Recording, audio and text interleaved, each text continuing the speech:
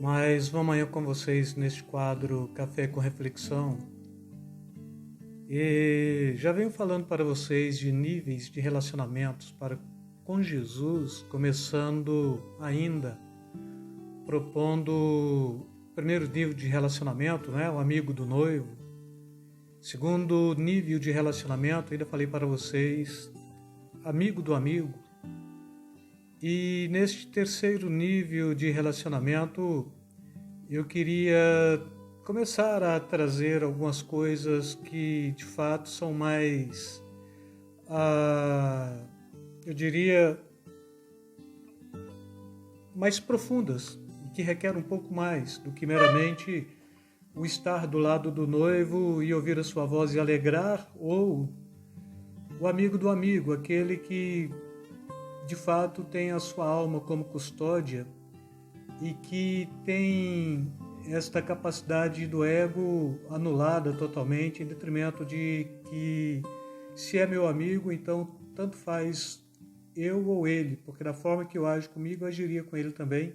Mais ou menos eu falei isso para vocês, não é?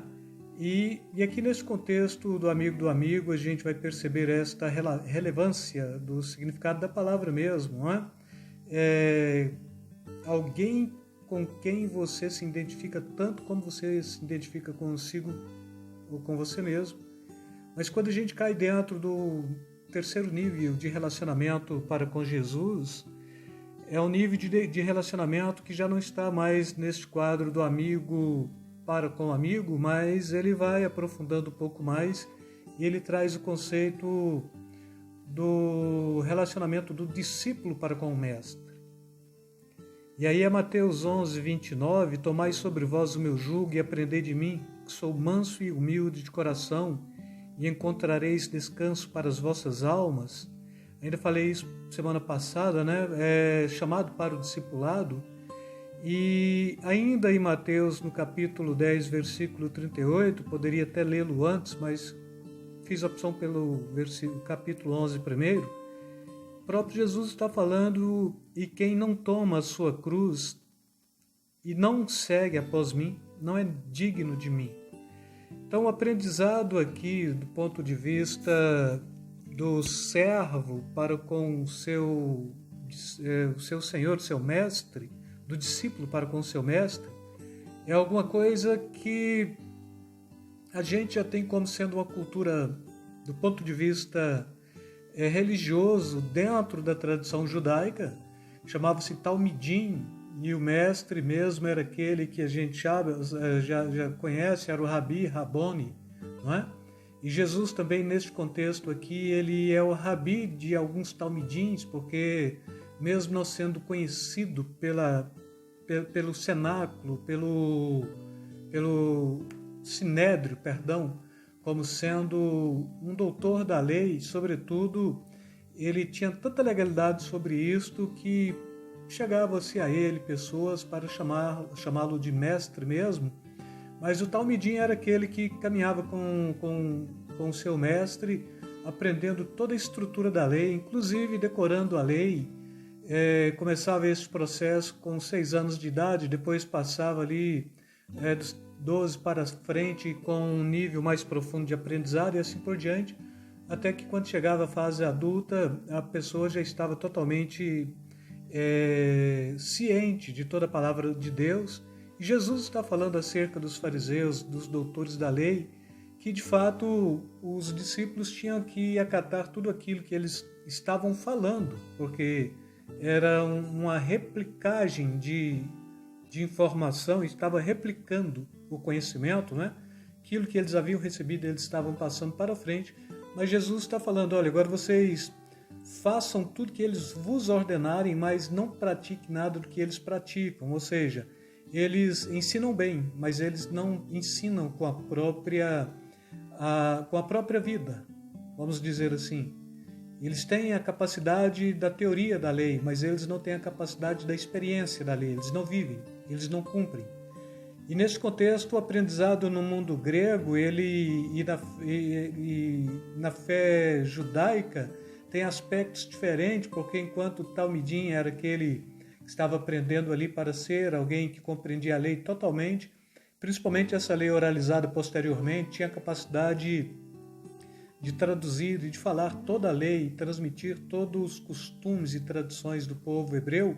Na cultura grega, a gente vai pegar um outro contexto também, que ele começa com Aristóteles, né? no Liceu, que era o local de ensino mesmo, que chamava de peripatese. Peripatese era um conceito que ele criou para que pudesse transmitir melhor informação para os seus discípulos, que eram fazer caminhadas pelo jardim, pela praça.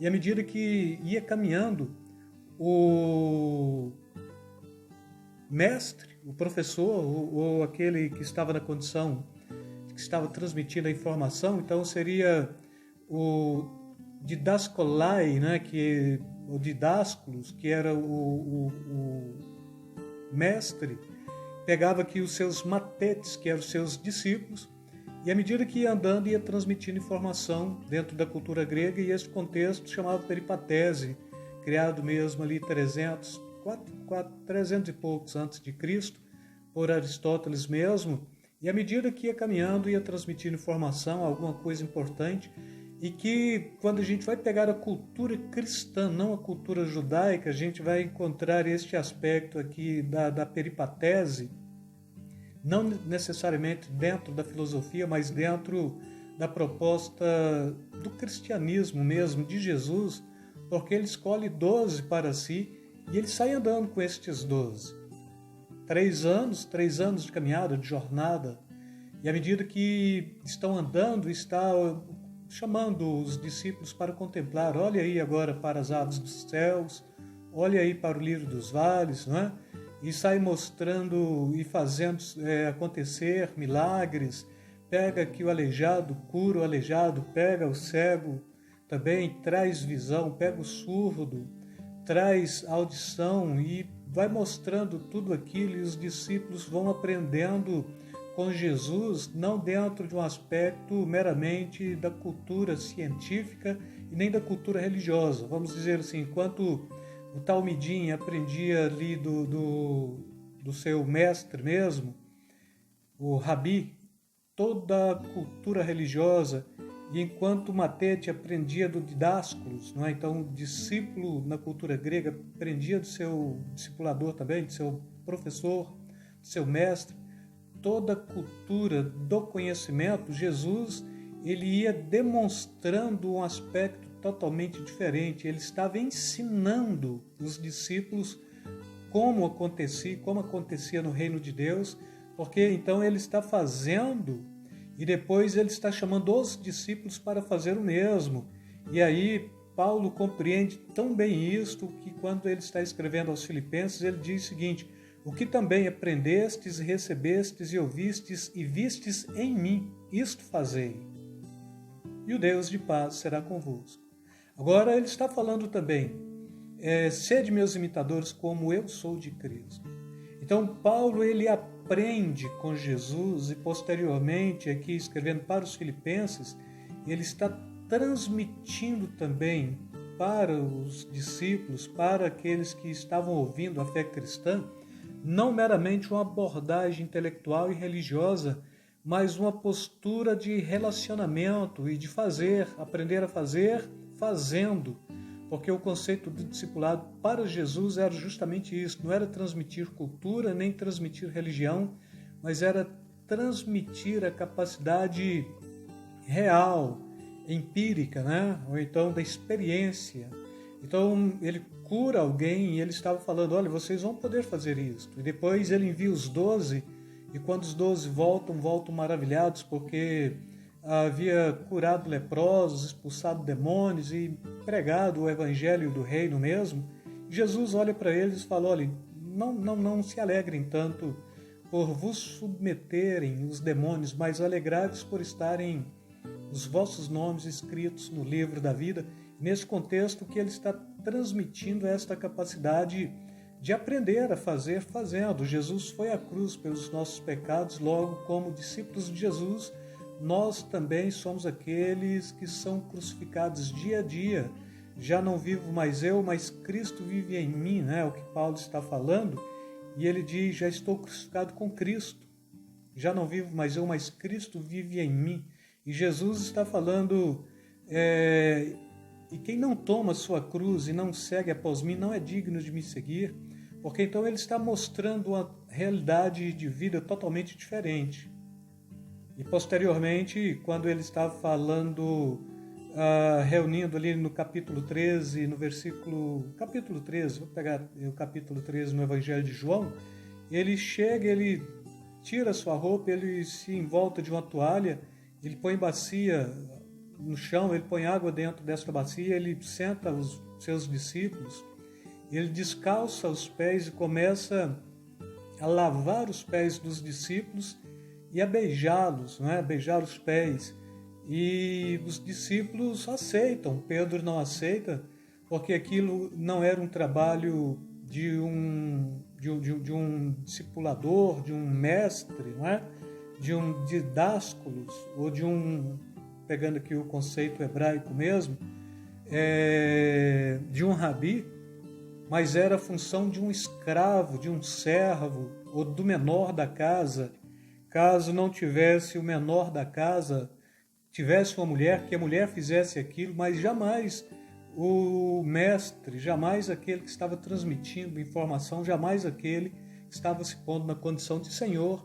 E Jesus olha com muita naturalidade para Pedro e propõe, olha, o que eu faço, né, no versículo 7, respondeu-lhe Jesus e disse, o que eu faço não sabes tu agora, mas tu saberás depois. Então ele não está ensinando nada que ele não tenha ensinado na prática. Ele ensina a ser humilde, se humilhando. Ele ensina a ser ousado para ministrar curas, curando.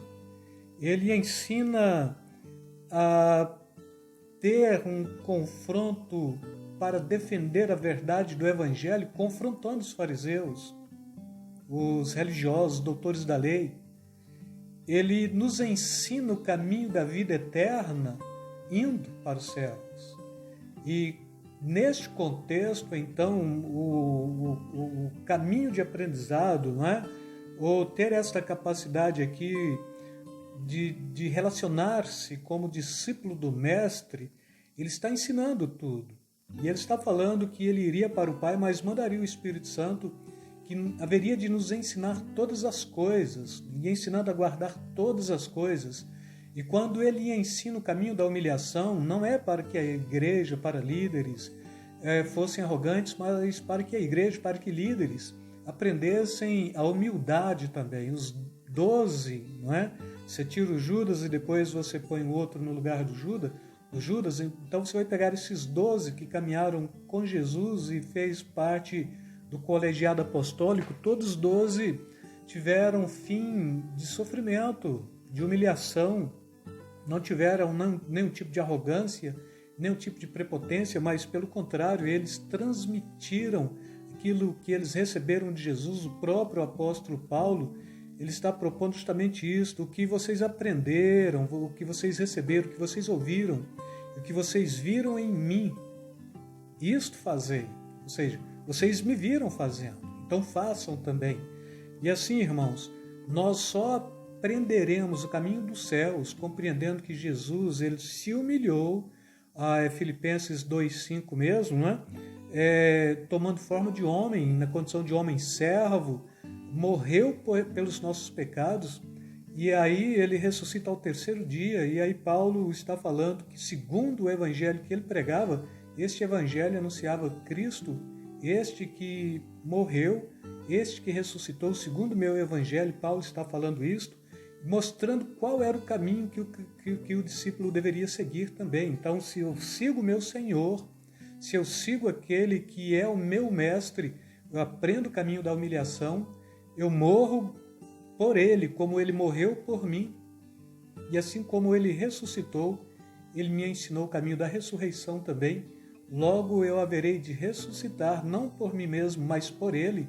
Mas ele está me ensinando qual é o caminho, e posteriormente ele está falando em Apocalipse, ao que vencer, dar-te-ei, ou darei que assente à minha direita, como eu estou assentado à direita do Pai. E em tudo quanto ele nos transmitiu, ele não trouxe nenhum aspecto de arrogância, mas de humildade. E ele está propondo que neste contexto, então, também ele seria glorificado e nós também seremos glorificados com corpos incorruptíveis quando então da vinda de Jesus, quando então do arrebatamento da igreja, quando então ele levar este povo santo para os céus. Mais uma vez, então, neste relacionamento com Jesus, nesta condição de discípulo e mestre, quero convidá-los a serem mais discípulos, menos doutores, mais servos, mais aptos para querer aprender, menos arrogante, caminho da humilhação, caminho da humildade. E quem não toma sua cruz e não segue após mim não é digno de mim. Então esta é a proposta. E o próprio Jesus está falando: aprendei de mim, que sou manso e humilde de coração, e então encontrareis descanso para as vossas almas. E com esta fala, eu quero chamá-los para este terceiro nível de relacionamento com o Mestre, que é o relacionamento mesmo que te faz aprender. E que você vai aprender não para a cultura, mas você vai aprender a fazer como Jesus ensinou, fazendo, amando, evangelizando, proclamando, orando, vigiando, guardando, indo por esta senda da humilhação, muitas vezes, levantando ali, sabendo que a vida eterna já nos está garantida, caso porfiarmos por esta senda, por este caminho e por esta fé. Mais uma vez, com isso, eu quero estar propondo para vocês: aprendam com Jesus, sejam humildes com Jesus, encontrem descanso para as vossas almas e estejam atentos, porque a qualquer momento Ele estará chamando a igreja, vocês, para este processo pelo qual Ele mesmo passou. Ele ressuscitou, Ele está te chamando também para ressuscitar para a vida eterna. E com isto, mais uma vez, eu quero deixar aí um beijo na alma, beijo no coração de cada um de vocês. Fiquem na paz, queridos.